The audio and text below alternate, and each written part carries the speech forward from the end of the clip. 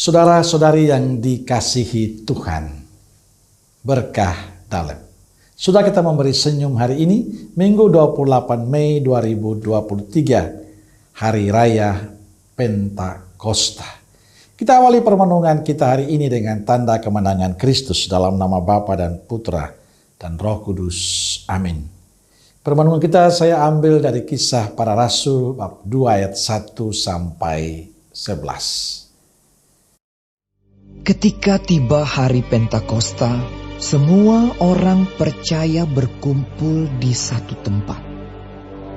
Tiba-tiba turunlah dari langit suatu bunyi seperti tiupan angin keras yang memenuhi seluruh rumah di mana mereka duduk.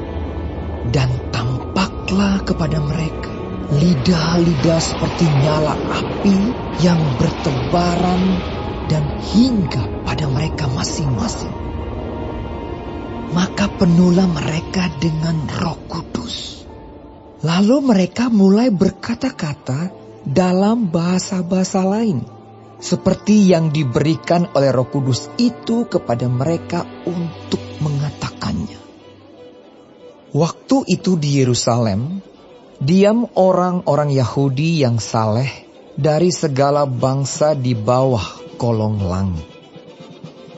Ketika turun bunyi itu, berkerumunlah orang banyak.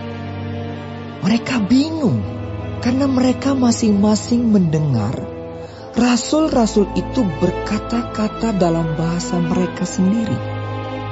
Mereka semua tercengang-cengang dan heran, lalu berkata, "Bukankah mereka semua yang berkata-kata itu orang Galilea? Bagaimana mungkin kita masing-masing mendengar mereka berkata-kata dalam bahasa kita sendiri? Yaitu bahasa yang kita pakai di negeri asal kita. Kita orang Partia, Media, Elam, penduduk Mesopotamia, Yudea dan Kapadokia, Pontus dan Asia, Frigia dan Pamfilia, Mesir dan daerah-daerah Libya yang berdekatan dengan Kirene, pendatang-pendatang dari Roma, baik orang Yahudi maupun penganut agama Yahudi, orang Kreta dan orang Arab. Kita mendengar mereka berkata-kata dalam bahasa kita sendiri tentang perbuatan-perbuatan besar yang dilakukan Allah." Saudaraku yang dikasihi Tuhan, hari ini kita merayakan Hari Raya Pentakosta, Hari Raya turunnya Roh Kudus atas para rasul. Kisah dahsyatnya kekuatan Roh Kudus diceritakan dalam Kisah Para Rasul bab 2 ayat 1 sampai 11 yang kita dengarkan dalam bacaan pertama pada hari ini. Kita mendengar ketika Roh Kudus turun pada Hari Raya Pentakosta, para murid tiba-tiba menjadi sangat berani. Mereka yang sebelumnya takut, mengurungkan diri, sekarang menjadi pemberani, menyatakan diri mereka sebagai murid Kristus. Mereka berbicara tentang Kristus dan siapapun tidak dapat melarang mereka. Pentakosta membawa keajaiban baru bagi mereka semua. Roh Kudus yang turun dalam rupa lidah-lidah api telah mengobarkan semangat para murid Yesus. Pentakosta telah menjadi titik balik bagi para murid. Terjadi perubahan secara radikal. Mereka tampil dengan semangat dan keberanian baru. Mujizat terbesar pada Pentakosta adalah perubahan sikap yang terjadi pada diri para murid.